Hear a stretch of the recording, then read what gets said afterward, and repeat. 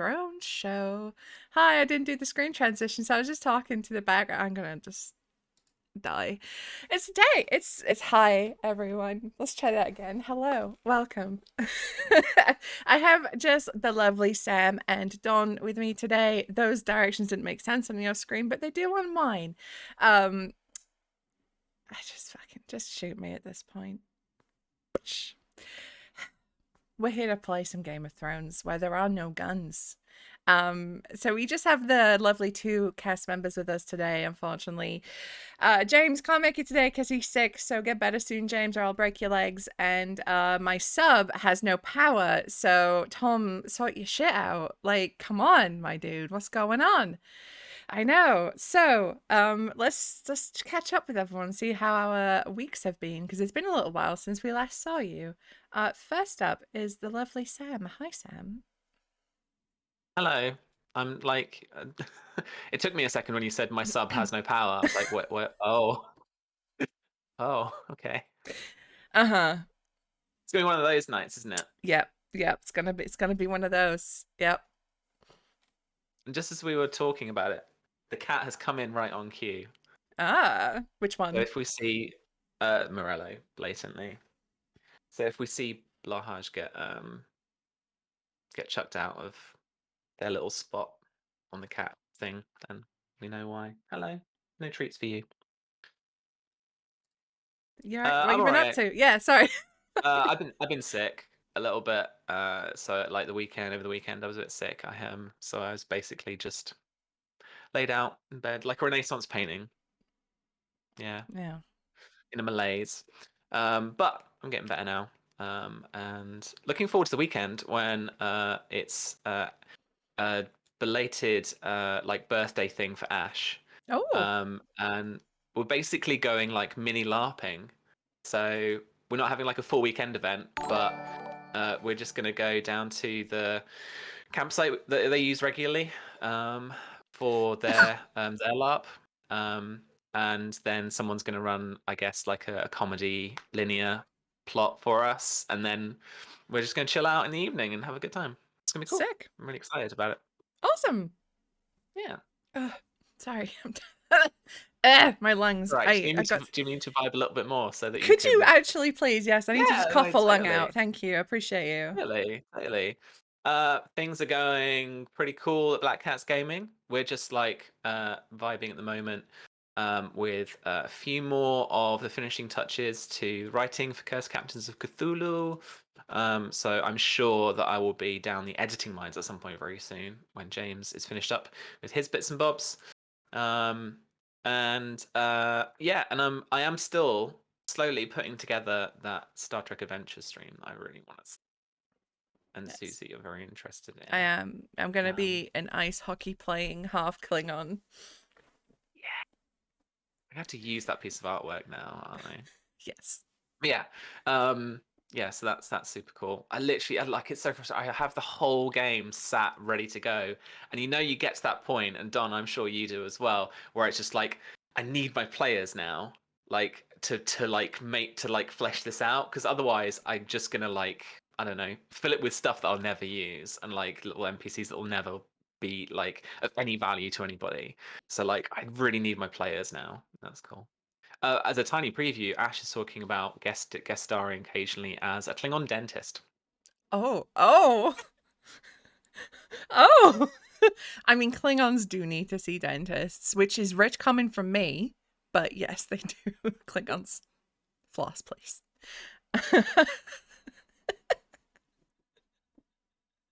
I can say that I painted their holiest sword. Whatever. Shut up, Klingons. Anyway, thank you, Sam. I'm looking forward to catching up with Wynn. It's been a while since we've seen her, and I have plots and schemes in mind for her. Oh my god. Okay. But someone who has never done a plot or a scheme in his life and is the most trustworthy man in all of Westeros. Hello, Jonathan Fry. Hi. Thank you for the most accurate introduction anyone's ever given me. I had to, like, legally, or my mum would disown me. Susie's mom, if you're watching this, I appreciate all your support. can't believe she trusts you more than me. It's fucking, that was a wound. That was a deep wound in the heart, mother. How you doing? How's it been going, Dan? Everything's been going good. I've been really busy. I launched a couple of this summer. I designed a Star Wars tabletop role-playing game because there's not enough of those already, apparently. And I launched a couple of new campaigns. So I'm running, a bunch of games right now. I've been writing a bunch. Been pretty busy, but I'm going into a long weekend. This is like the first moment right now of my long weekend. And it's Edeline's birthday today, actually. She's like out doing something for herself while I sit here in Westeros. But we think we're going to do some Halloween stuff. We're going to go to Halloween Horror Nights, which is last time we went, we were the oldest people there by a long shot. So I'm looking forward to that again. And yeah, everything's been good. It's been a busy, busy year, but a good year. And I've been very excited for this new campaign. I really enjoyed a few weeks ago the first session when we played that. That was a bunch of fun. And I'm looking forward to seeing what you have in store for us today. Only good things, because these are Good. characters I like, and I have no favoritism or anything as a GM, so don't worry about it. Huh? What? Thank you, Don. As for me, things have been very much the same for me. Just tootling on, working, dying, getting black lung on stream, and choking to death when being interrogated by townsfolk on cowboy dollies. So yeah, that's been my couple of things. I've been plotting as well for a campaign and getting berated by my mother, because she got really attached to an NPC and he might die. I haven't decided one way or another whether or not he will, but it's in the dice. It's all in the dice, and whether or not Don can save him. So it's not my fault. It's not my fault. All right. Excuse me. So, let's stop waffling on about nonsense and get into it. This week. This week's episode is called Mother. First up, Win. Hello. I don't like that title. I Why? don't like that title. I don't know. There's just something about it. There's a big Victorian schoolchild cat energy about it. Mother. Mother. Mother. Mother, it's terribly cold outside, Mother. Anyway, not in Sam's cat voice. Win.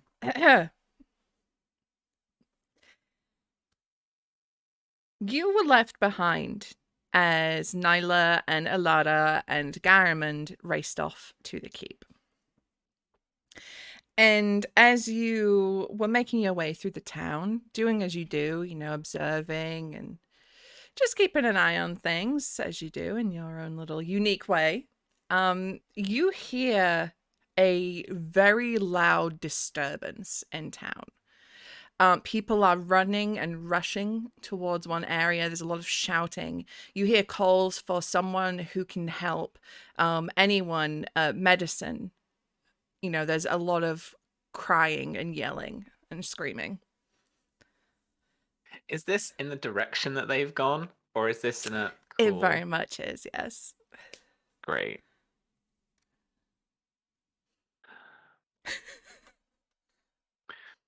So I'll do what I can to rush towards that location.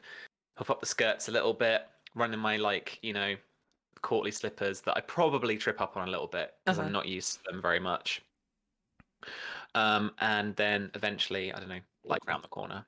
Okay, so as you round the corner, you can see a whole lot of tables in one street set up for street food. Everyone in this area had pulled out a bench, had pulled out a table, and there were clay pots piled high with food. There was, carafes of wine and drink, as you would for a big street party. However, that scene is not as tranquil or as busy or as jubilant as you would expect, as one of the tables is completely flipped over, broken clay, food scattered everywhere, and a lot of people are gathered in a very small group, very cluster, like a circle around just off to the side. And you can hear a lot of the shouting coming from that specific spot. So I think what I want to do is like approach that, but and not to call out a skill, Uh-huh. but blend in. Okay. So because this is 100% her approach Yeah, to yeah. like most things, like observe, wait, be Mm-hmm. patient, and then if needs be, get involved or strike or like whatever the moment needs. Okay. You're dressed right now as a member of the household, right? As like a lady in I'm waiting. dressed. I'm dressed in I'm dressed in like lady in waiting clothes. Okay. I'm gonna make this then a challenging 9 test because you're not dressed like the peasantry. You know, you've got a little bit finer clothing on. Yeah. Have I got any dice in chat? To look at the Discord thing. Sorry, I don't know. Hang on. Did we put it in this chat or did we put it in the other chat? Hang on, I forgot. I Was the keep forgetting 13th to the last time we played? No. Yeah, it yes. was. Okay, cool. Win 2 bonus dice. All right, I'm Hey. gonna spend 1. Hint, chat. If you fancy to give me some bonus dice. All right. I'm gonna throw in. Hell, I'm gonna throw in both. Whoa. I don't want to. I don't want to be seen. All right, big spender. All right, let's go. Spend them if you got them. That's what I Yeah, always exactly. say. Smoke 'em if you got 'em. Penalty dice, no. I need 2. Oh, I didn't need it then. Okay. You disappear Two off the sixes. face What do of I the get? earth. She was You never there. you blend in so well that someone mistakes you for a relative. God, okay. So you seamlessly slip into this crowd and you make your way through and you are so um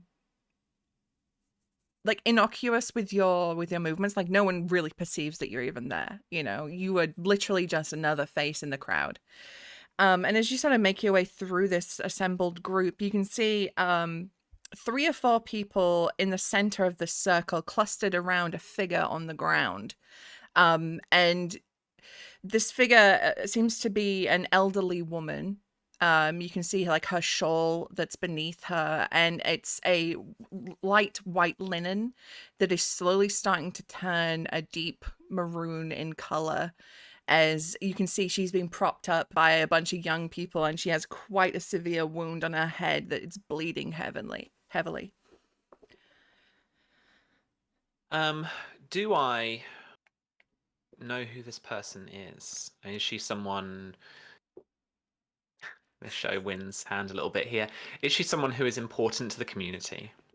Um, you don't recognize her as anyone like important, but she is one of the town's like elders. Not as in like an elder council, but you know, they tend to look after the older people here.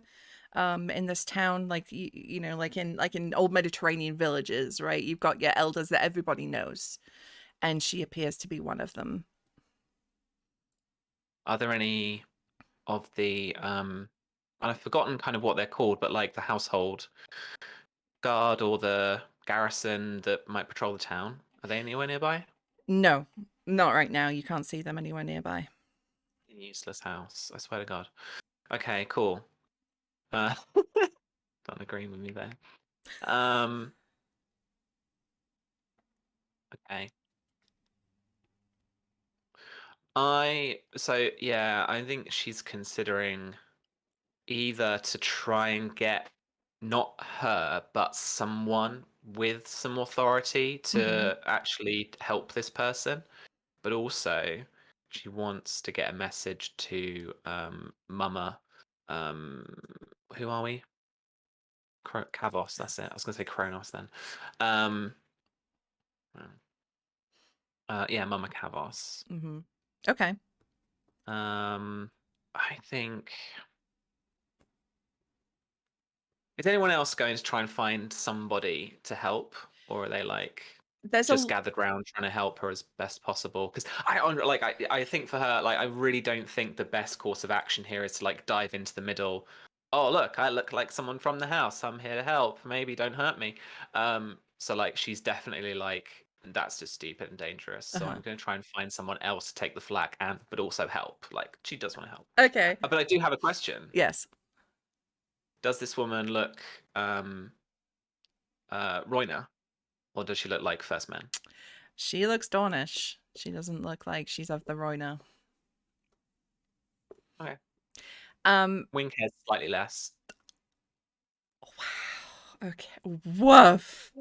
All right. No wonder this town is in shambles. It gets to her and the That's true. house. Like, this is coming basically off the back of that, though, right? So Yes. this is still, playing in her mind. Uh-huh. So, okay, I tell you what. So she is going to she's going to leave. I want to try and leave the scene Uh-huh. and then find a member of the town guard, the garrison, who can get somebody to help. Okay.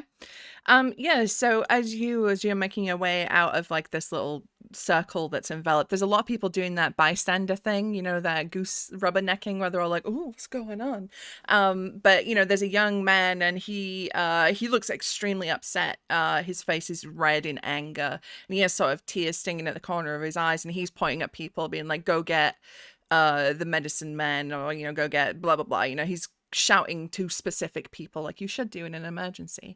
And people start running off to do things, but you sort of, I'm gonna just keep up your very very good blend in.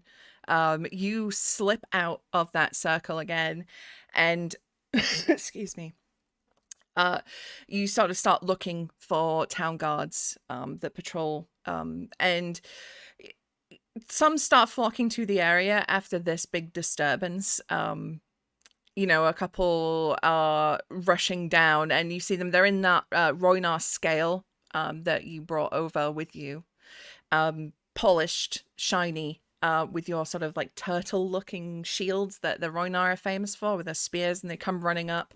They're trying to see what's going on. I want to stop them quietly. Try and get their attention before they actually get onto the scene. And then tell them, my ladies Nyla and Alara went through here, along with Sir Garamond, up to the castle keep. It appears that they did not have much care and attention to the townsfolk. Get anyone you can who can help heal this injured woman, and get a message to her lady Soraya. And God looks at you. He's kind of like confused for a minute. He's trying to figure out what's going on. There's a lot of yelling and stuff like that before he looks at you and goes, what message? Anything in particular, or just what's happened? That her daughters have been careless. No. And he looks at you as if there's like anything else. No, but I'm just giving him like a look. Yeah, and he's like, he gives you a look back. It's a common thing, I guess, amongst the staff at Ghost Hill that the sisters, the daughters, are shitbags, and I think basically everyone's had a dealing with them at some point. So he, Careless was a diplomatic way of saying what's happened. Yeah. For sure. Yeah. And so he starts rushing back, and you see him talking with some of his other fellow guards. And then one guy just takes off back towards the keep. Another guy runs off somewhere else. And this guy also disappears. Okay. All right. I want to see if I can figure out whether I stay on the scene or whether I can observe quietly, whether this woman actually gets the attention she needs or not. Okay. All right. Well, we will come back to that. As you sort of skulk around, you try to, observe as best you can. Just imagine him win like on a roof, like. I'm not Assassin's Creed. No, I know. I just got that vibe. All right. To Balto. You were making your way out of the keep, right? Okay. Where were you headed? So Tibalto knows that there's a festival tonight. The town's going to be busy, and he's going to have to go there. for multiple reasons. But first, he needs to go home. So he's carrying on one shoulder these two baskets that are stacked on top of each other. One of them is full of apples, and the one that's underneath has some finer food that he's spirited away from the castle. And he's holding that on his shoulder. He's kind of moving through back alleys, around the outskirts of where things are busiest to head home. But he's also he's looking for an urchin, a child, somebody who's out on the street. Okay. It's not that hard to find. With the Roynar, there's a lot of orphan children, and with life as difficult as it is, there ends up with a lot of kids just living on the streets or working, from a very young age. And you come across a young lad who appears to be a rat catcher. And across he's got strung to his belt 3 dead rats. Talto whistles as he approaches, an appreciative whistle, looking down to the 3 rats strung on his belt. And he kneels down and he puts up a hand and he slides the basket off his shoulder and puts it on the ground. And he says, "Hello there. Are you celebrating the festival tonight?" And the lad sort of looks at you a little bit sheepishly.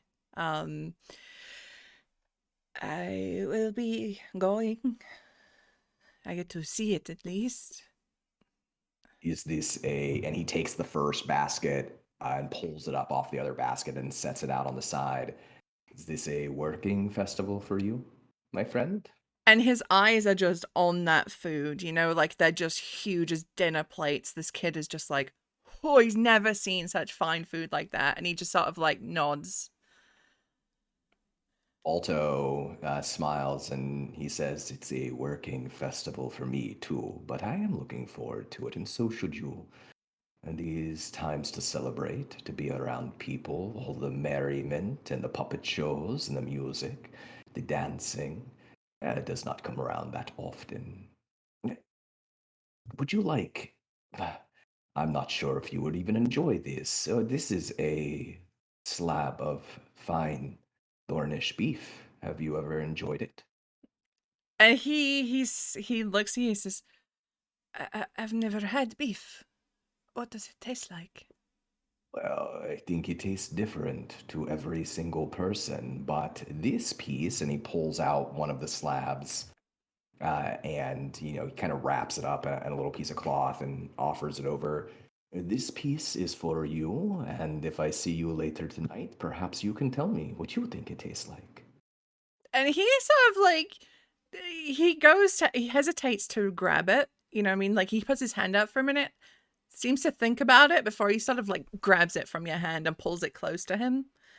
Tabalto laughs. He doesn't hold on to it. He lets it go, and he says, "But there is one thing I wish for you to help me with.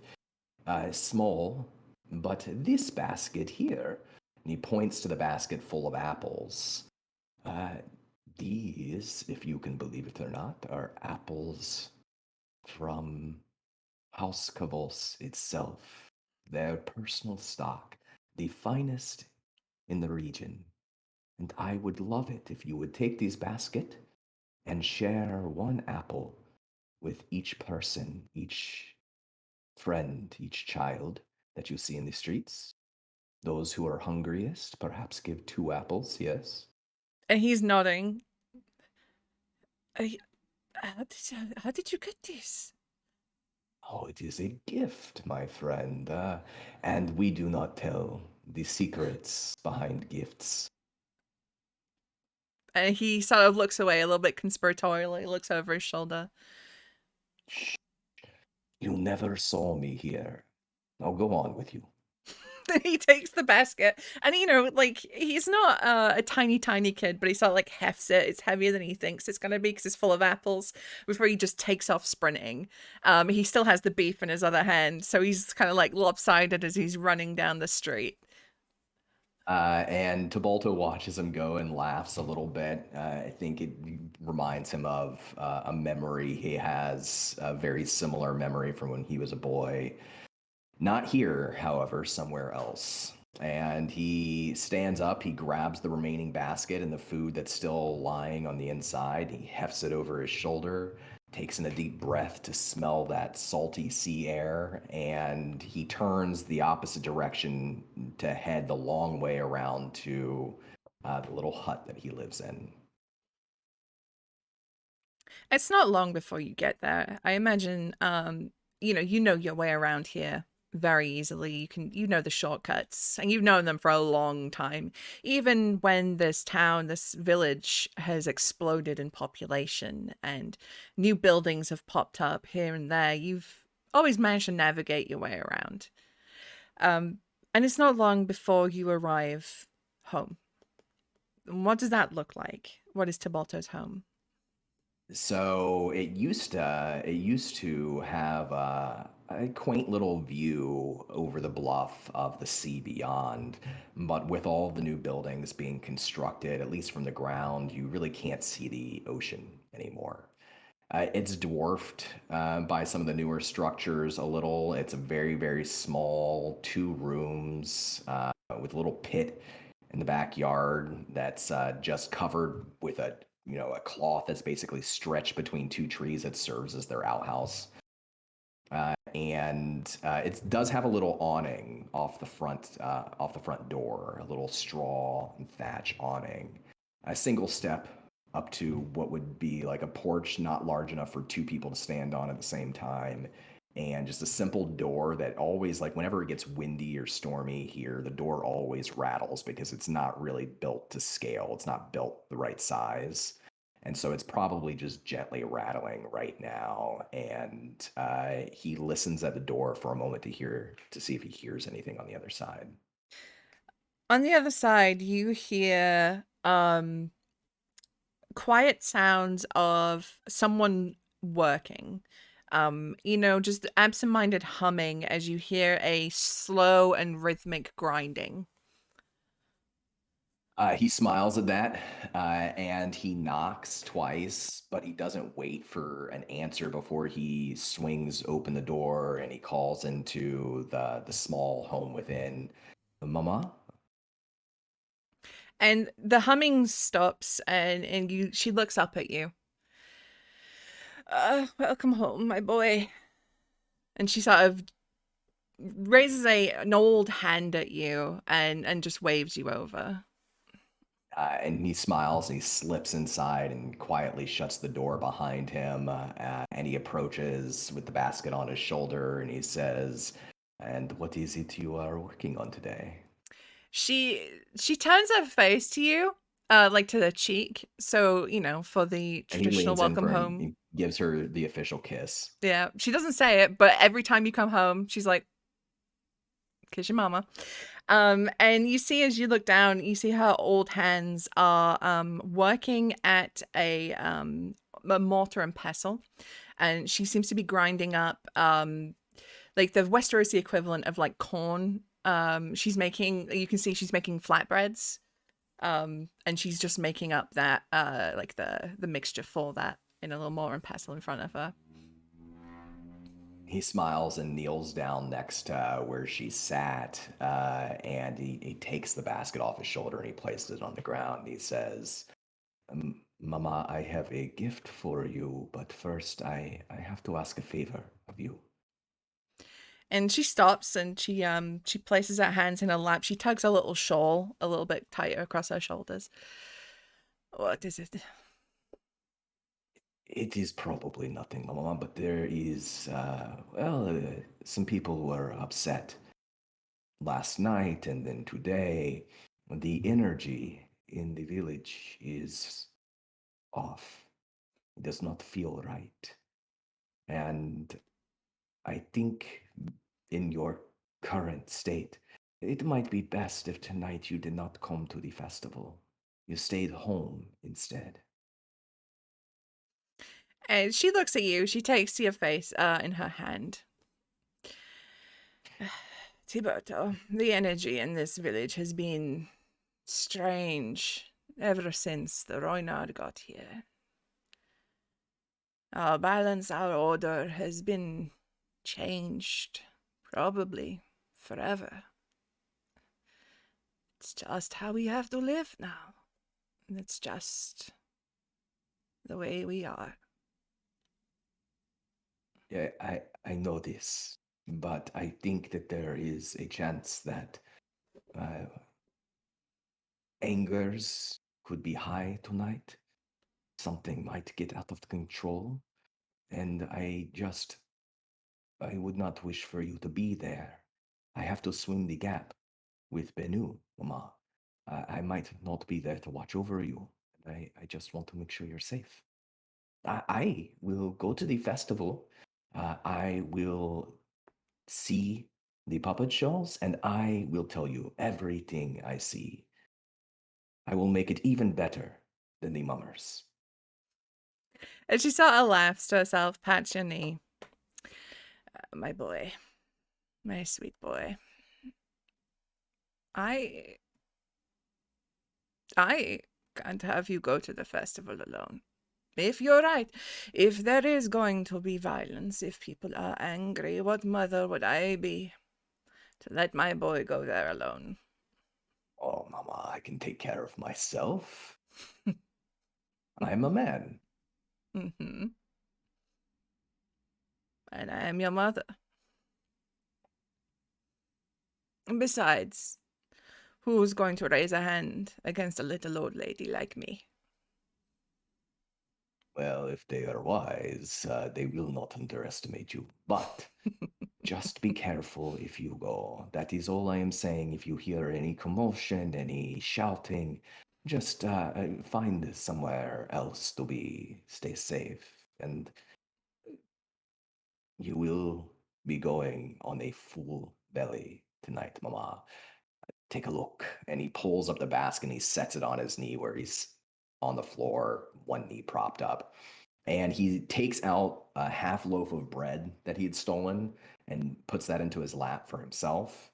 And inside are another of these flanks of beef and some of the vegetables and some of the sides. It looks a mess, right? Like he basically knocked food into the basket. It does not look good, and but the quality of the food is good. And he Mm-hmm. says, "I do not know what to do with any of this, but I can assure you this is the finest food that anyone in Ghost Hill will eat this season." And she looks over, she digs around in the basket. She does that mum thing. She's like evaluating the stuff, like how she can throw it together for a meal. And she stops halfway and she looks up at you. Were you seen? I mean, yes, I'm always seen. Everyone knows who I am, Mama. But seen, not suspected. Good. Because if you lose your hand for this, I'm going to have to get my spear, march up that hill, That and is show not. them what happens when you hurt my boy. Yes, Mama. But you do not need to worry. Good, good. You are your father's son. And she sort of like adjusts herself and she sort of like slowly gets up out of the chair she was in and she grabs the basket and she starts to like put together a little meal with the food. He watches her for a moment, kind of beaming in his eyes, and then he leans down, he gives her another kiss on the cheek, and he says, "I'm going to sit outside and gather my thoughts for the festival tonight. Uh, please, Mama, enjoy dinner." Mm-hmm. I'll call you when it's ready. And he picks up the loaf from the ground and the half loaf of bread. He speeds outside, closes the door behind him, turns around at the edge of his steps, and reaches up and grabs onto the top of that awning that overhangs the front door and tries to pull himself up onto the thatch roof of their home so he can spin around with his bread in hand, lean back on an elbow. And right here in this, only in this spot, if he looks just right between two buildings, he can just make out the sea. And it's beautiful. The sun is starting to set and you get that beautiful like pinkish reddish hues as it bounces back off the water. It just brings you that warmth, it feels like home right now in that moment. Like everything has aligned. And that is just that one moment of serenity. Takes a bite of bread and breathes in the sea air. All right. Win. The scene before you, unfortunately, is not one of serenity. But you watch as eventually help is brought to this woman, and she is picked up, and she's almost like four people are like grabbing her and just sort of like lifting her above the crowd, sort of to get her out of there. And there's a couple of guards that come in, and they are very quickly surrounded by people who do not want them there.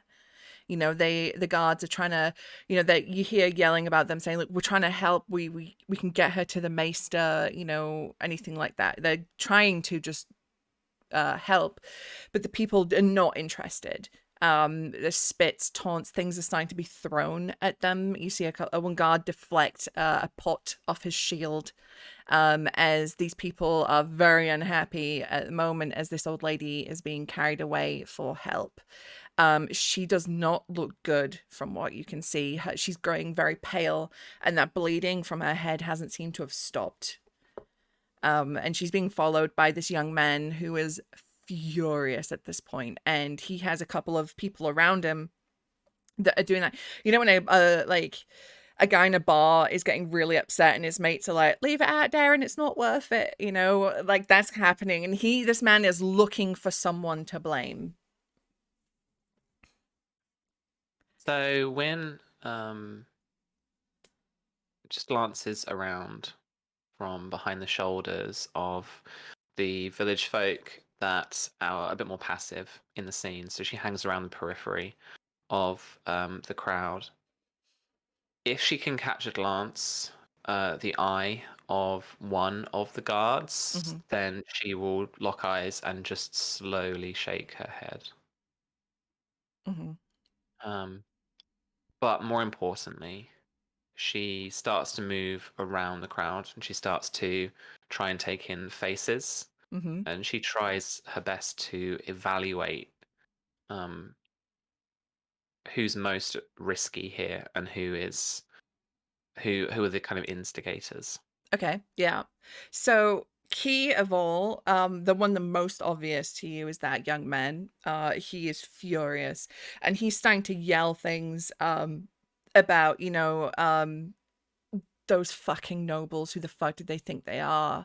They come to our town, they take it over, and then they just fucking kill our family in the streets like dogs. He's yelling and screaming, and there's a couple of people who are like, yeah, actually fuck them, and he's getting some support.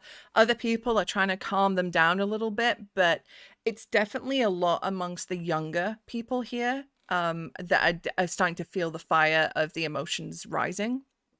And it's definitely the younger people who are throwing things at the guards and surrounding them and trying to like hassle them away.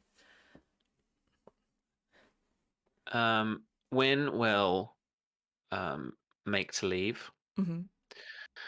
And I want to see if there is any kind of horse nearby I can just grab. Okay. Yeah. So things is definitely starting to sort of pick up in intensity around you now. People are starting to flood out of the buildings. If they weren't already on the street for the party, this commotion is bringing them out. And there's a lot of confusion. There's a lot of people wondering, being looky-loos, being like, oh, what's going on? And then other people getting involved. There's people running all over the place. You're hearing things break, a lot of shouting.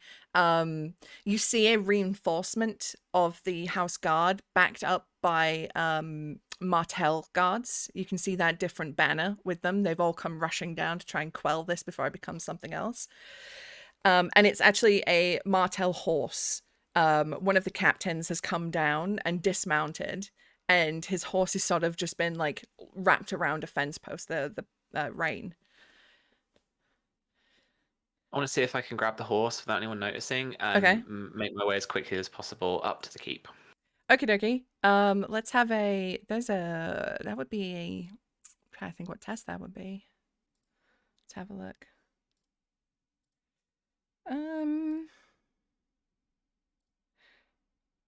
To steal, really? You're stealing a horse. Thievery? Thievery with ride. Not that I have any ride specialty Yeah, let's do dice. thievery with ride. Here's me wishing I hadn't spaffed on my bonus dice. 10. And That'll do it. I mean, that's above a challenging 9, right? 9 is challenging. Yeah. Okay, and the confusion allows you to do this pretty easily. The horse is getting a little agitated, but you come across, you pet its neck, you pet its nose, and as you do, grab the reins and just in the confusion, you just lead it away before you hop on. yeah, and just charge up to the keep. Okay, you charge up to the keep. Things have definitely become more reinforced around the keep now. The royal caravan of the Martells has arrived. The princess Princess Mariah is already in the keep talking to Lady Soraya. But you can see like the guard presence is like doubled around the keep as you enter. The Kavos guard recognizes you though and waves you through. I'll just I'll like dismount the horse and just like leave it where there's somewhere convenient. Like I don't intend to like not give this guy his horse back. Yeah. But it's more of a just I'll leave it somewhere convenient for him to find later so that he doesn't necessarily have to know that I took it. It's fantasy, right? Somebody's always there. There's always a stable hand just to be like, oh, let me take this horse off set before I kill someone. Yeah. Yeah, exactly. So I leave it to a stable hand to take, and then I will make my way up in through the keep, and I'm looking for the Lady Kavos. I'm looking for Soraya. Okay. So the keep, the feast is just about winding down at this point, and you catch a glimpse of the Lady Nyla walking with a young man in blue and white. You don't recognize, you've not seen him around the keep before. And you see Sir Garamond about 12 paces behind as they're going on their walk. Sorry, did you say it was a young man in the like Yes. blue and the white? Okay. Yes. So you don't recognize him, you've not ever seen him before. But you see Nyla walking with him and Sir Garamond like chaperoning behind. And stepping out of a room, you see Lady Soraya, and she is with, oh my god, what's her name? Give me a second. She is with, oh, you won't know her, but she is a older woman who is dressed finely. She looks like a noble woman, but they're having a conversation as they sort of step out of the room. I'll approach and give a short curtsy and address Lady Soraya. My lady. And she looks at you for a moment. Wynn, how can I help you? May I speak to you for a moment? And she looks at you almost like, okay. But she turns and she smiles very politely to the lady she's with. Just says, excuse us for one moment. And she sort of takes you by the elbow and walks you further down the corridor. What is it? My lady, I regret to inform you that you have a situation in town. Unrest is building, I believe, because unfortunately, the ladies Nyla and Alara possibly injured somebody as they made their way to the keep earlier. An old lady is grievously wounded, and she is seeking aid, and the town guard are not in control of the situation when I left. I see. And how is it exactly that Nyla and Alara hurt someone? What did they do? I believe that they charged their horses far too fast among the stalls and the stands that the townsfolk had established for the feast and the festival this evening. And they turned over tables, crushed pots, and unfortunately, perhaps people under horse. She takes a deep breath and looks away, and she looks like genuinely a little bit disgusted, like a little bit upset hearing that. I knew they were foolish and reckless, but trampling our people. How bad is it? The first men of the town are not happy, and I would put good money on us facing some kind of revolt this evening. I see. And she sort of rubs her face. I don't know what to do. Perhaps, if I may speak frankly, my lady, perhaps there is some way that Nyla and Alara can make reparations this evening, can apologize, or can be shown to be humble in some fashion. I do not have a direct suggestion, Mm. but perhaps showing some humility. And do you think that will be enough? Do you really think the people in the town will want that and not blood? No. But I know some townsfolk. Perhaps there is a way that the snake's head can be removed before it bites.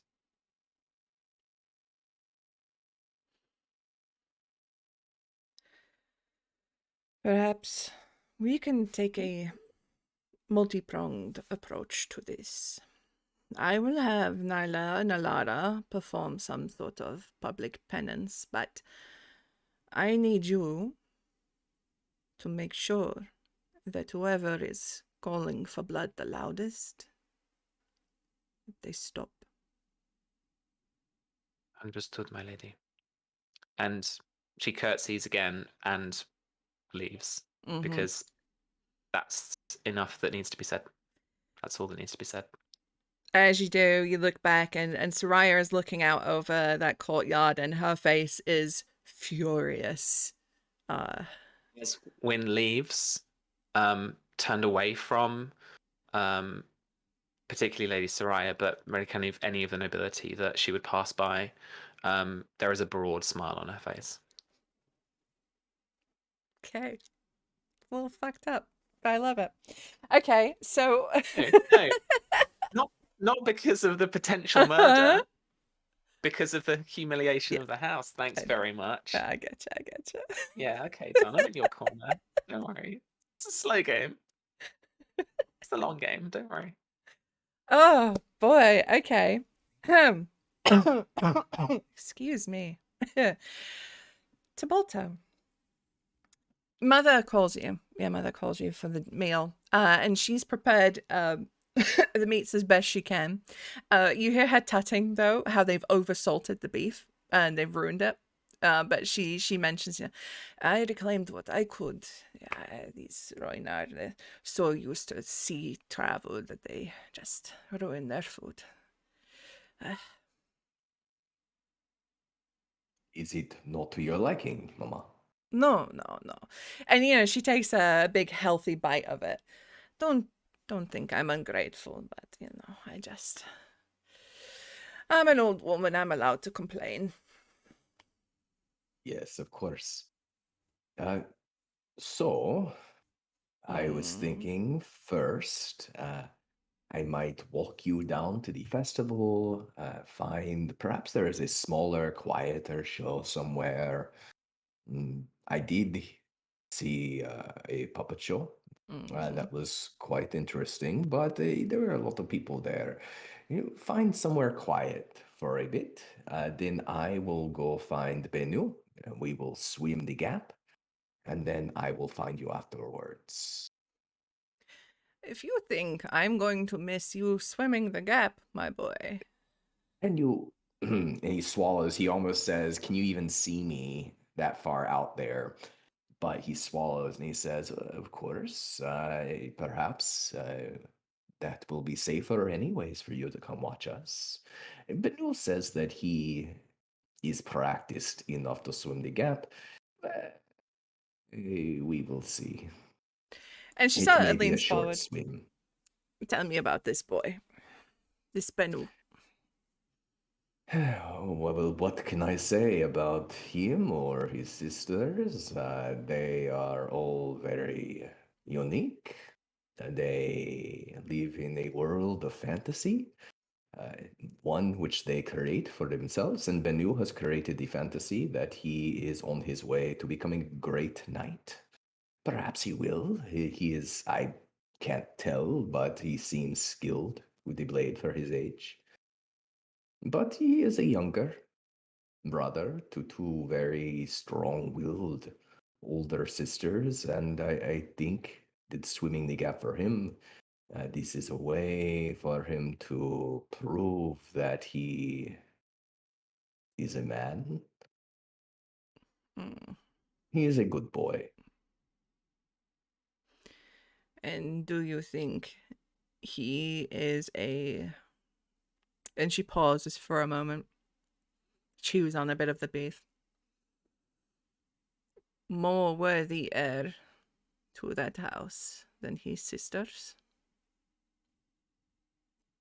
I, I try not to think about politics too much, but it is hard to say. He is young. He could change. I had friends when I was his age that I was very close to, and as we grew, they become hardened. They feel hate in their heart.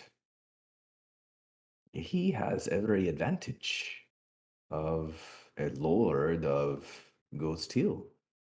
Perhaps he will use those advantages to help the people. Perhaps he will use them to help himself. Hmm.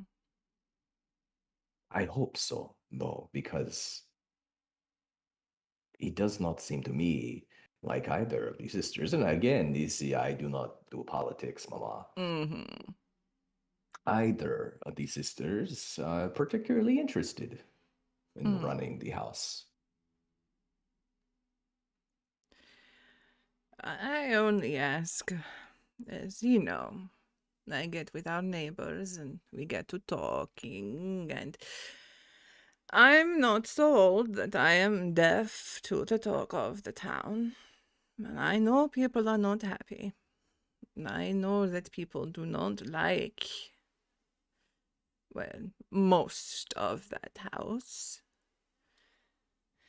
I mean, I don't doubt that there's a single person that I've spoken to whose daughter hasn't been entangled in some way with one of the daughters.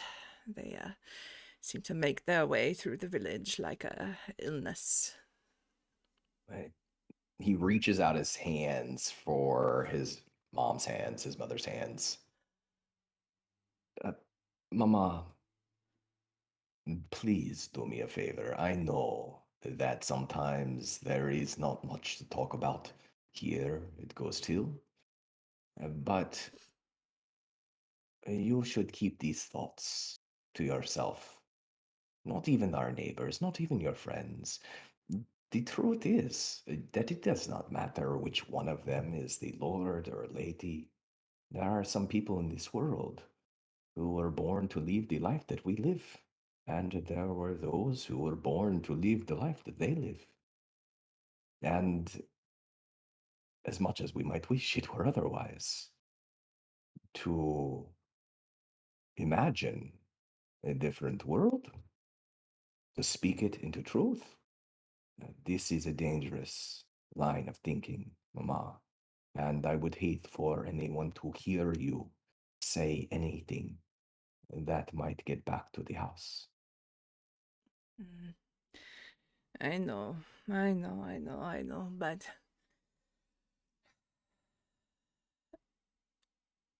these giants, these monsters that rule from on high do so because they think we have no power. They think they are stronger, smarter, better than us. And there is no one in this world better than you, my boy. He blushes a little bit and rubs, scratches at his beard, pulls out some breadcrumbs and flicks them onto the floor, and looks back up to his mom and says, "Thank you, Mama. But these people, they do not know what they do not know. And that power does not lie in castles, but lies out there in the world, in our minds. There is power they could not even understand if they tried. And this is what we have. I do not think I would change this life or anything. Sure, I dream of sailing away and visiting other places, but I have you. We have this. It is a hard life. I smell like horse shit, but it is not so bad. So let us just keep these thoughts between you and I, yes? Mm-hmm.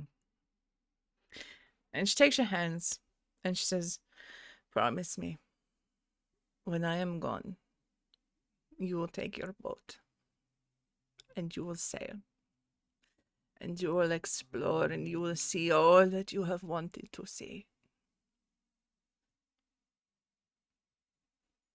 First, I have to save enough coin to purchase a fine enough boat to make it across the narrow sea. And before that, well, you'll need a new bed because what you are sleeping on now, it is not good for your back. And there is the dry season coming where we will have to tighten our coin purses. He pats his mom's hand with his own on top. One thing at a time, Mama. Mm-hmm. We will keep living. You will keep living. And we will see what the future brings. But I think you should give that beef another try. I know you do not like the seasoning, but this is the way that nobles do it. And for tonight, we can pretend we are as they are. And she sort of like mock gets like a little almost like a napkin, tucks it in the top of her little dress and sits there like, like all as she can with her like old hands, she tries to mock the nobles with like, fine implements. And she takes a bite and she says, "Promise me one more thing, Yes, Mama.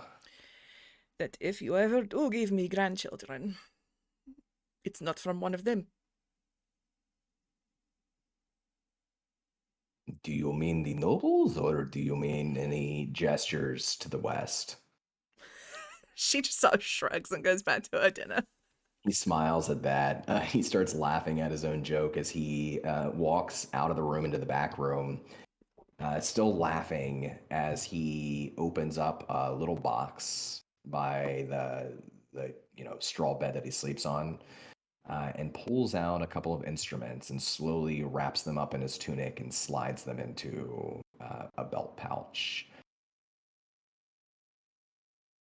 Awesome. Win. We're bouncing. We're bouncing back and forth, up and down that hill today.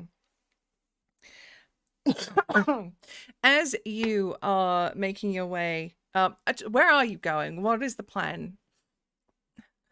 I'll be honest. I was trying to figure out a scene that I could go and actually talk to Tibalto, but I don't know. I can't think of anything right now. I mean, Don't I worry, don't know. I got you. Don't worry, I have a plan. I just got to get Sweet. you there. All right.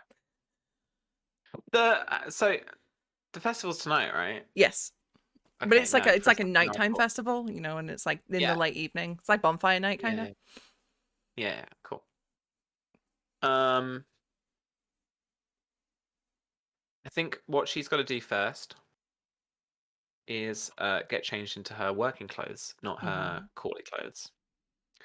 So she emerges from the keep via the back of the yard Mm. and in the Sully port through the. She goes out through the Sully port, and maybe there's someone who maybe it's the only person that kind of knows that she uses this route.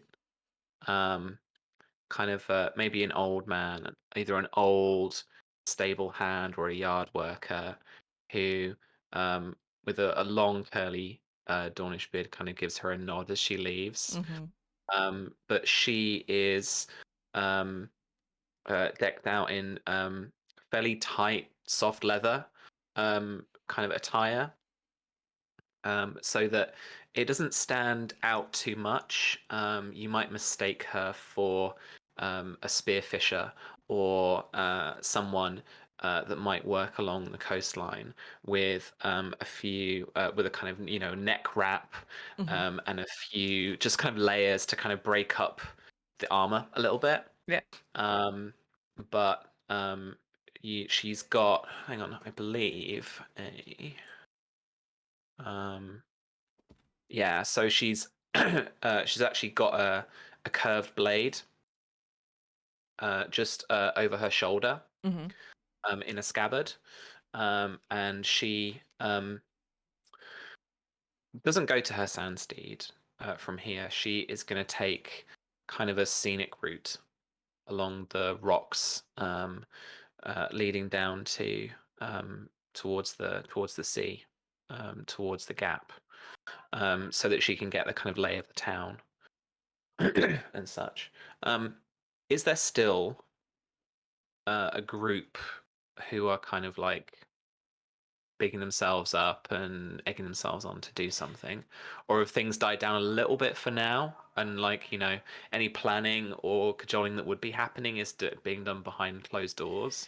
Yeah, you get the feeling as more reinforcements have come into town from the guards, that things have seemed to have quiet down a little bit. You can't hear those sounds as much, and as you're kind of coming in from like the beach sort of area as well, it's kind of away from the concentrated area of where everything was. That's a little bit more inland from the beach. But what you do see as you are on the beach, people you are quite familiar with, people who refer to themselves as orphans. Um, these are Rhoynar that did not celebrate the burning of the boats. These are Rhoynar that did not want to give up the Mother Rhoyne. And they live in what we have like riverboats, like barges in the UK. They live on beautiful carved and painted boats that they Mm. punt along rivers and along the coast. And you see a lot of these boats gathered together and all lashed together with rope. And along the beach, you see a lot of them in what you would know to be prayer. You can smell the sweet herbs that they are burning on these small fires that they have made, and you can hear the singing that you are quite familiar with.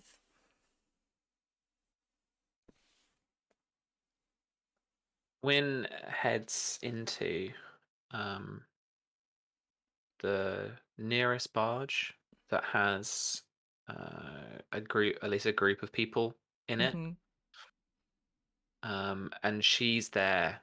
Um, what's the word? But like she's kind of there, like in prayer as well, like respectfully. Mm-hmm. Um, and she's you know listening to the elegance of the Rhoynar tongue that she uses so little of now, and listening to the prayers to Mother River, um, and just remembering back to her earliest memories of the River Rhoyne.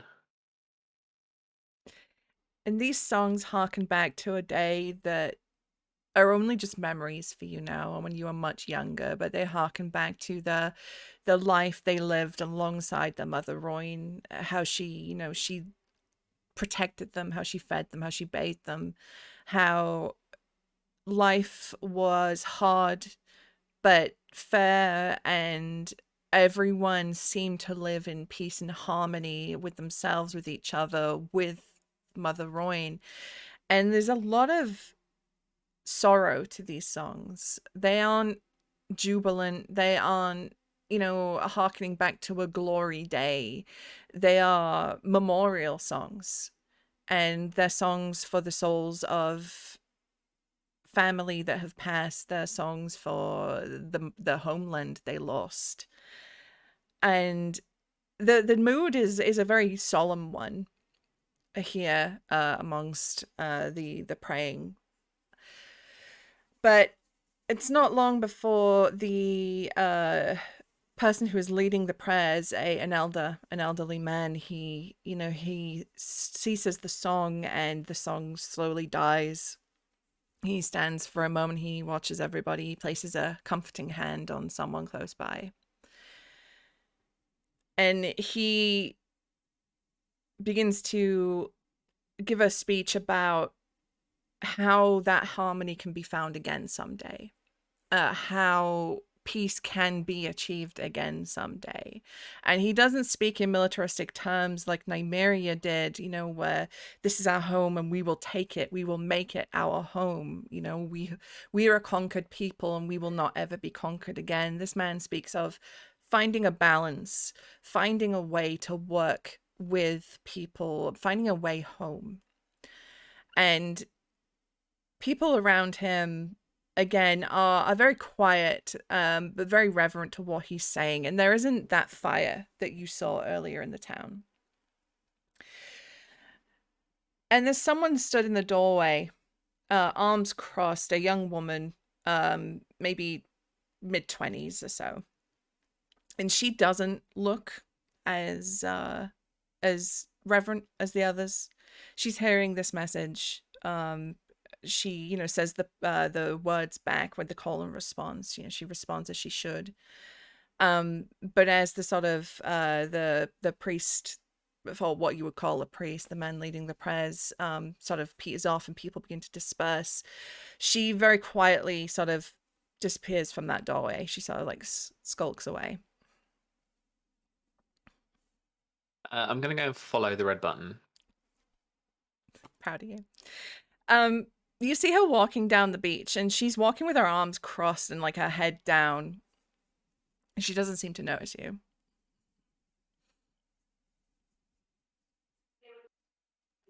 I just want to quietly see like where she goes. Mm-hmm. You see her walking towards the town. She makes her way towards the sort of like the shacks that folks live in, and she kind of finds a rock and she sits down on it. And you see her feeling around for like pebbles, and you just see her like fucking throwing them into the sea. And she's just sat there for a moment, just like really angrily just throwing these fucking stones. I'll slowly approach, not to try and make her jump or anything, but I will say in Roina, Mm-hmm.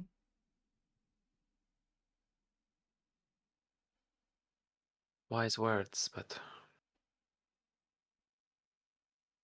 words are not always what we need. She picks up another stone, tosses it in her hand. Careful, if they catch you speaking that tongue, they'll cut it out.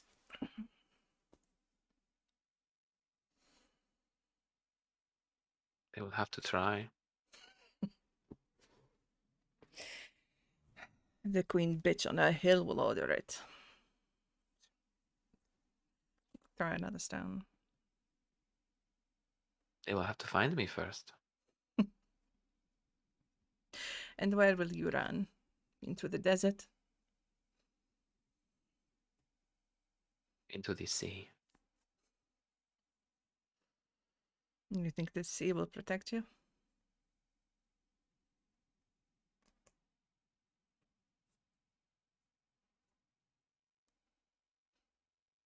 The sea provides.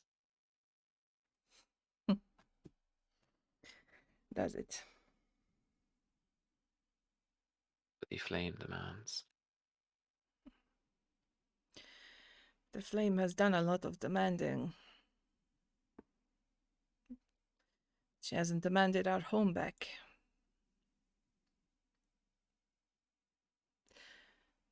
How can everyone just sit here and give up?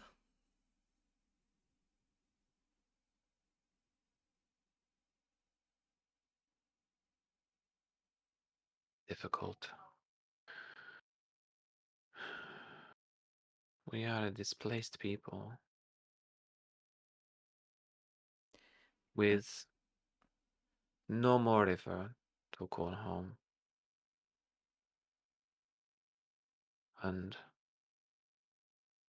how is Mother Rhine meant to protect us if we do not travel down her anymore? Why can't we take it back?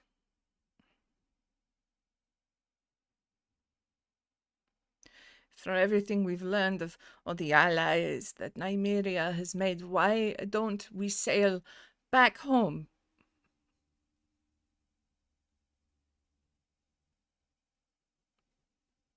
Politics, I think. What interest does the Martells and their bannermen have in fighting our war for us? Morris is dead. And Nymeria could try to command them, but words are not enough.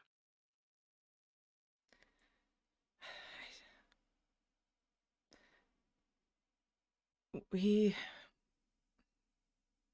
have lost so much, and just to see us sit here and cry and mourn when we could use every breath we have to fight.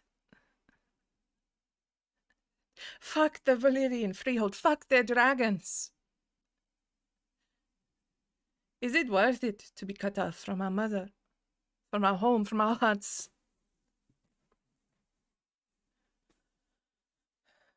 Are you going to tell a dragon to fuck off to its face?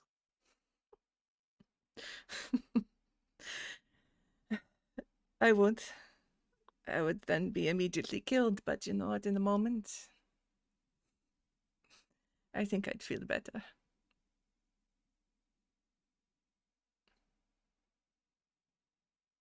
A fleeting moment.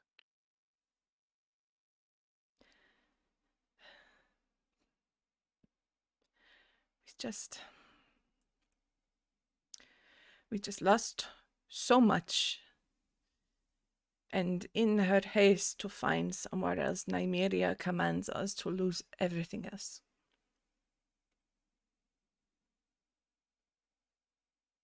I look around me and I see so much opportunity. Opportunity to take if we would want it. Take what? And she just smiles. Anything you want.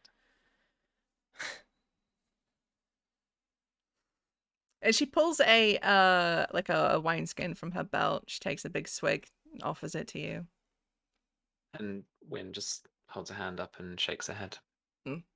No, that's wise. You don't know who I am. Could be poison, for all you know. Probably is. I do not think it's poison. But I'm working tonight. Oh. And what is it you do? A negotiation. Sorry. Character made me laugh. You can say public relations. Public relations. I'm in PR. Here's my business card. She looks at you. Negotiations. I see. Well, don't let me keep you any longer. And I give her a bit of a mock bow. But I say, I didn't catch your name. Fuck. Hang on. I hate you so much. It's you. You've done this to me every single time. Random name generators on here somewhere. Or I did I have. only still do the male one? I can't I think remember. it's only the dude one. Sorry, I've got a list.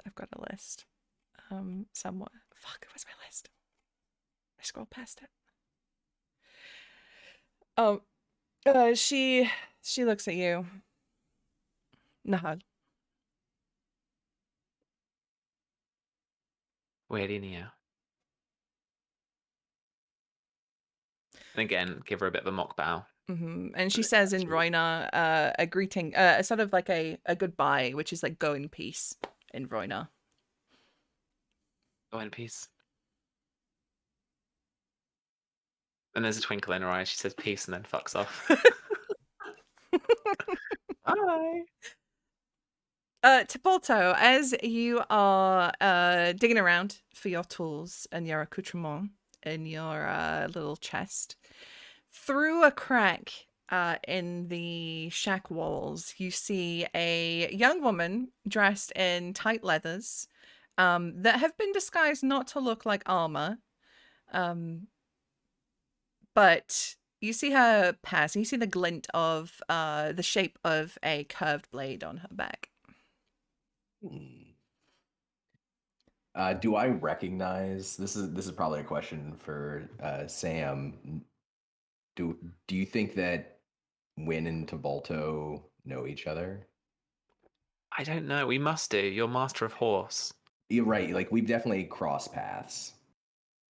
Yeah. Would I recognize this person as Win, or are they disguised? Not so much disguised, I guess, but just like plain clothed. Yeah. That is unusual. He finishes packing up his tools into his little side pouch, and he tucks his tunic over top of the pouch so it's not blatantly visible. And he strolls out through the front. He says, Mama, I want you to finish every single bite. Who knows when the next time is that I will be able to find such a thing. I have to go say hello to a friend, but then we should get to the festival. And she just sort of waves you off with her hand. And he bows his head and scoots out the door and moves around the corner in the direction that he saw that figure through the crack head towards. Okay. Sam, I would like you to roll me. I want him to do it like really like sneaky though. I want him to like move around the edge of the building, poke his head, look Okay. around, and like just tail him a little bit. Okay. Tail her a little bit. So Dawn, I would like you to roll me a stealth test. If you are, there's a stealth, right? It's stealth sneak. That's the one. Okay. And Sam, I would like an awareness notice test from you, please. What is that face? I'm not great at it. Welcome to the world of, oh, hey, you're gonna get thrown in the sea. Can you swim?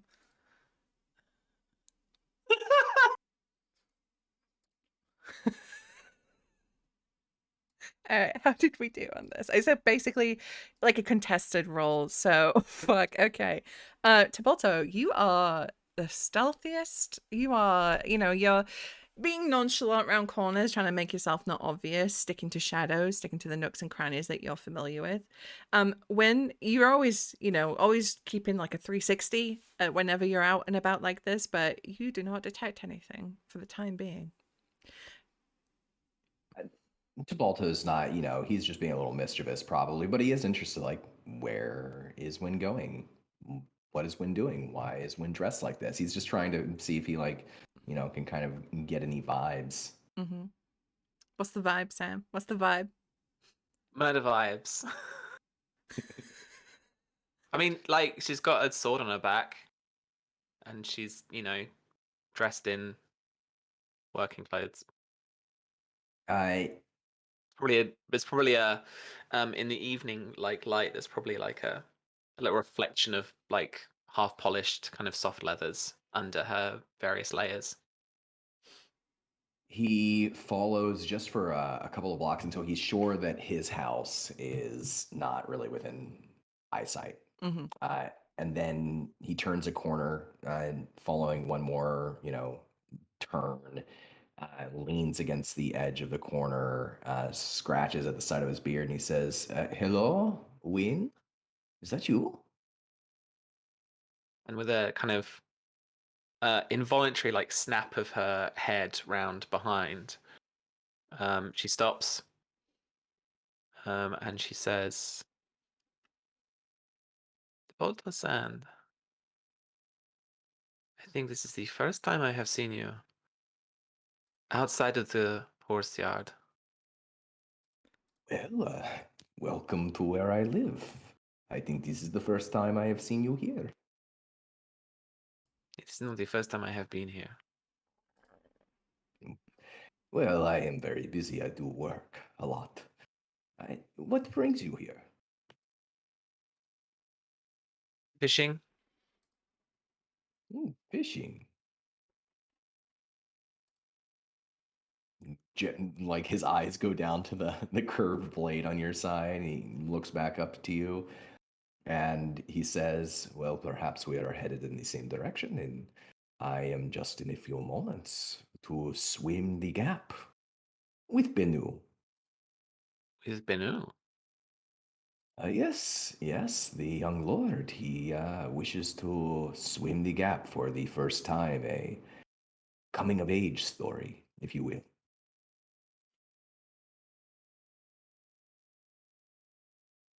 The It's waters going to are be. shark infested, but I'm sure there are some fish there as well. Is this going to be a surprise for the house? Why would it be a surprise? Because it is the first I have heard of him swimming the gap. And I am pretty sure it will be the first of his mother to hear that he will be swimming the gap. I had not even considered that he had not told his mother that he was planning on swimming the gap. Listen, Wim, if you think that I should try to dissuade him further, I can, but uh, in my experience, the more you tell a young man not to do something, the more he is going to want to do it. At least with me, he has someone there who can watch in case he is not such a good swimmer. Yes, it would be a shame if something were to happen to him.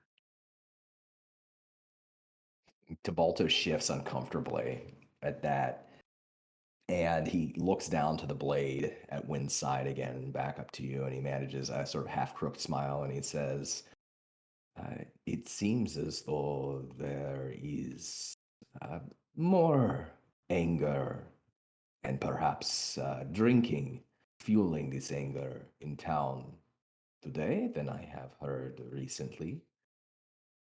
Do you think it is safe, this festival? I only ask because my mother very much wishes to go." I would caution your mother. How I have already. Will there be security there? With the queen here, I'm sure there would. Wait, no. Excuse me. Princess. Princess of Princess. It's Nymeria's Nymeria's daughter, right? daughter. Yeah. Yes, I had heard something about House Martello arriving. I did not expect that, of course. No one would ever tell me these things. Are they staying here in the town? Wynn turns around to look up at the banners that are streaming, displaying the colors of House Martell, like strewn all along where the keep walls are and everything like that, and kind of turns around at him in a kind of like "Are you serious?" expression. Like, He looks up and he notices it for maybe the first time or maybe not, and he scratches the. I truly, truly, truly need a vacation. I get so busy with the horses, I barely notice anything else going on around me. There is definitely a air around town at the moment. I hope that the small folk will be persuaded not to start any trouble, given that the princess is here. Well, I certainly hope so as well, Win. But if there is trouble, do you think that it would happen closer to where the Martells are? I think that is a reason that Westerosi keeps have kept their nobles so well over the last few hundreds of years. I think it would be pretty stupid if the small folk tried to mount some kind of protest or storm the castle from down here. Yes, well, My guess, unfortunately, is I think that they will try and, you know, smash their own village. that will always be a mess to clean up every single time, but we will clean it up if we must. I have my fingers crossed when this anger will die down, cooler heads will prevail, and I will do everything I can, of course, to encourage people to give into their better natures during the festival. She walks up closer to him and extends an arm out towards his shoulder and gives it a little squeeze and says quite sincerely um, to him, to into his eyes, um, if you see anything you are worried about, you let me know, okay? Of course, I will. Are you And what sure I you want to don't do, I what want to get, you I want want to to get a get a bit of vibe? an idea, a bit of a read on whether like Sure. Tibolto is very, Okay. because he is doing a little bit of the oh, I'm really concerned. Oh, it's like, Oh oh, no. All right, let's treat this like a retarget then, like a out of intrigue action, because we're not really like in an intrigue. No one's trying to convince someone of something, unless. I'm not trying to convince him of anything, but I am trying to figure Yeah. out if Tibolto is the revolutionary folk hero that I think he is. Let's do a retarget. And it's probably not good enough. And this is against my It's like going to be like passive. passive deception, I guess. Yes. Uh, yeah, my passive deception is lower than that. So there's definitely a lie somewhere in here. Uh, maybe you get the sense that like, would he really tell me if he hears something? Maybe not. Oh, okay.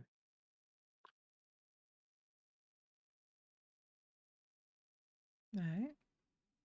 The brain He bugs. clears his throat and he says, "Are you sure you do not wish to join us at the Gap?" If I have time. You should make it down there. It will be relaxing. And how often do you get to see a young lord splash around in the water? Very true. Be careful, Win. Take good care of yourself. And you. And he nods and gives a slight bow. There's just a tiny flourish to it, just a small one. Big grin on his face, and he turns around and whistles as he steps around the edge of the building and stops whistling the moment he turns away. All right. Is there anything you want to do in your final moments in this last scene, Sam? What's the window? Where's she head? I wanna fucking stealth roll. I wanna out stealth Dawn this time. Be stealth offing. Yeah. So I had Okay. to make myself a macro because I've got this thing for it. I made a macro too. Yeah, I have a thing for it Yeah, too. just gonna do it. We got macros for days. 24. Hot damn. Nice. Oh, I rolled low. 16. Like a ghost in the night. Whoosh. He turns back and she's gone. Oh.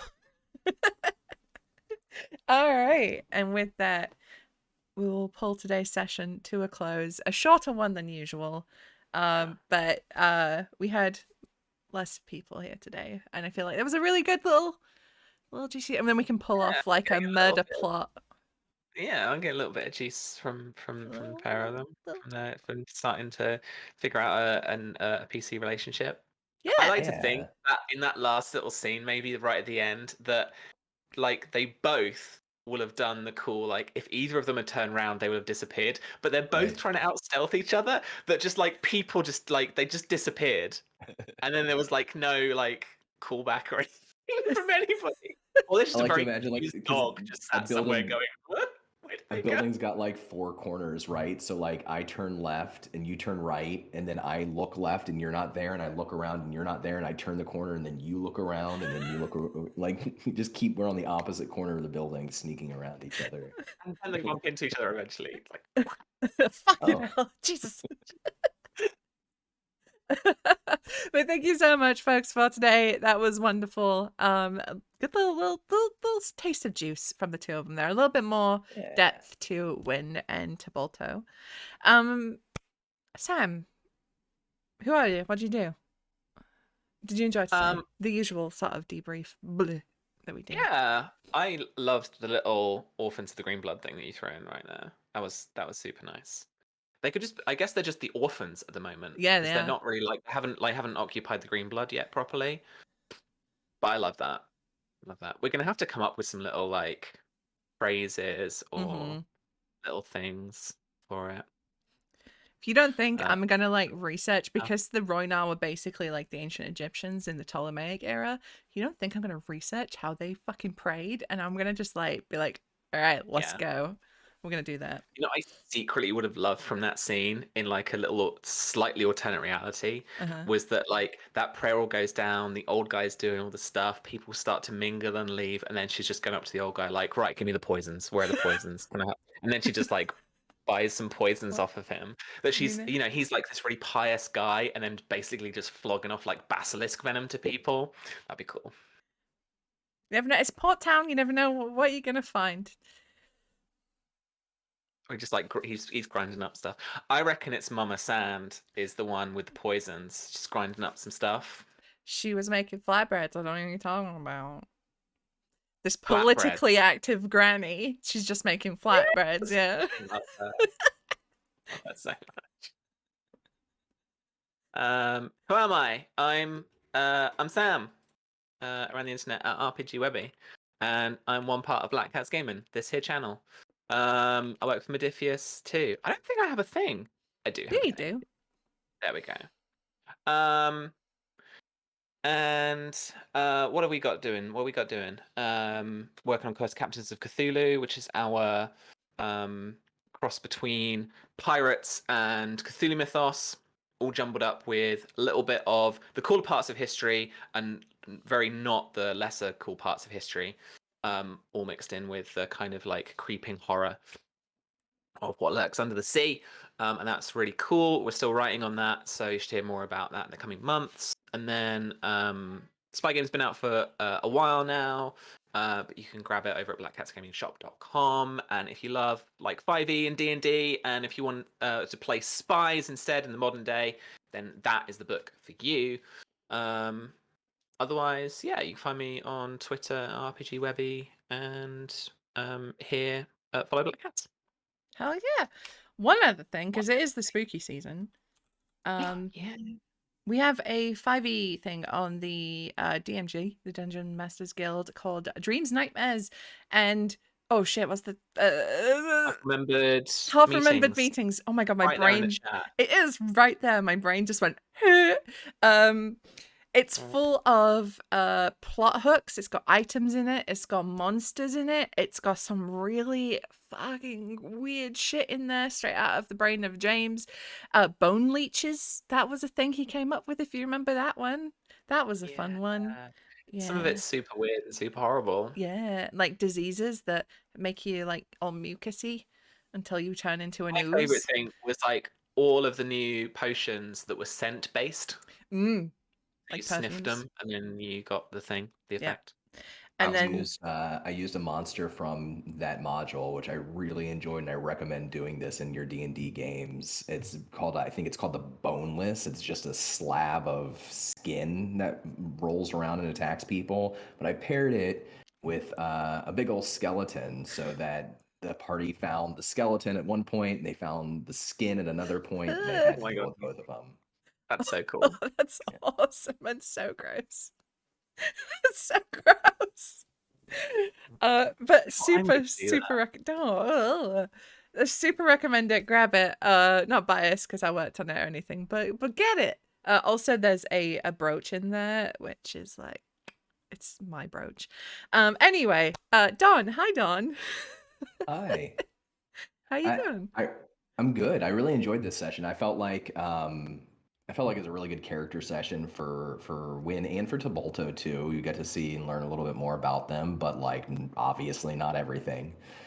So that was fun. I didn't get a chance to interact much with. I didn't get a chance to interact with Win at all before this session, so it was cool to have that scene at the end with Sam. That was really really fun, and just getting to know some of the people. I feel like the last session, maybe we got to see a lot of the upper floor, right? We saw the noble house, and this session we saw more downstairs and the people who live in the town, which I thought was really cool.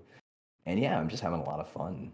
So yeah, I really enjoyed it. I promised myself today, because I'm so bad at this, I like had to make notes for myself to like things that I'm actually up to, things I'm actually doing. I just finished. I started working on this over the summer with my friend Jay Tall Squall. He just released a fantasy novel. It's a coming of age fantasy novel. All of the proceeds, all of the money from it, go to support the Trevor Project, a really great charity. And I worked on it with him as the developmental editor. So this is a big project for me over the past few months, and he put his heart and soul into it. It just released. I think you can order it on Amazon. And again, it's all for a really good cause. It's called The Legacy of the Vermilion Blade. Um, and I don't know, Sam, are we able to talk about that Warner of Adam thing that we're doing in like a week? Yeah. Uh, Oh, we haven't really announced like then we won't talk new about events that or then. anything. But Do yeah, you want to talk about that? there's some stuff coming up for the Fallout book that I And you've worked been on. working, you know, people know you're Yeah, working on it, and they yeah, know it's coming. it's coming.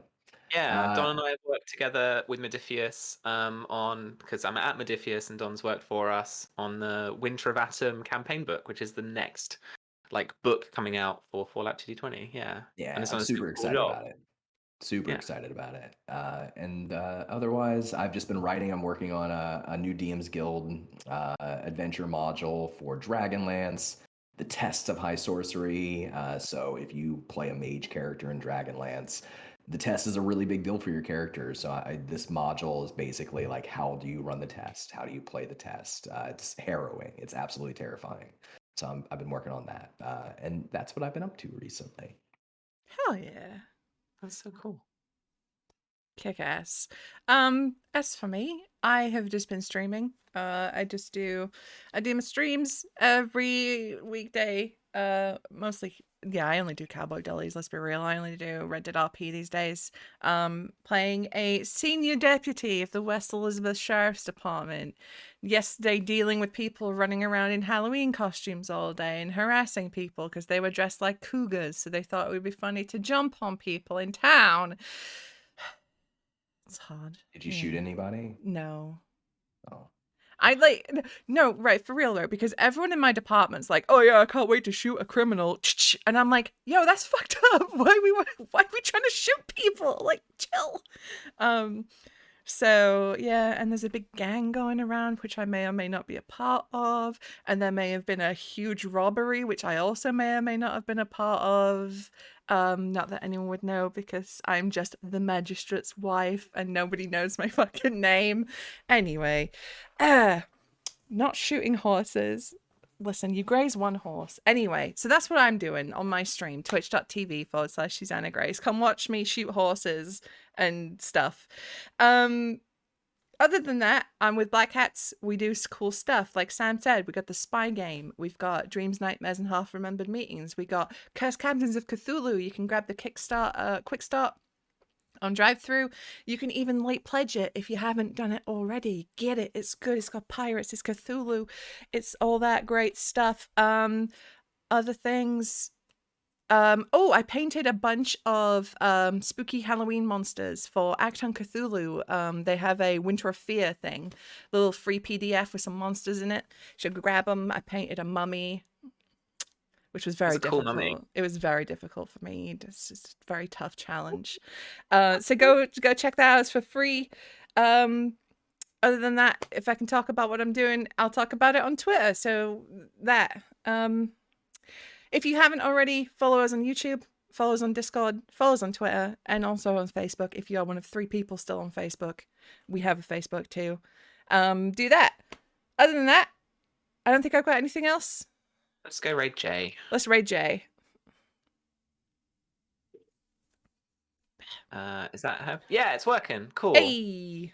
Thanks, everyone. We got 10 seconds to vamp. Quick. Yeah, Johnny. Dun, dun, dun. All we'll right. see you next week. Bye. Thanks, everyone. Bye. Bye.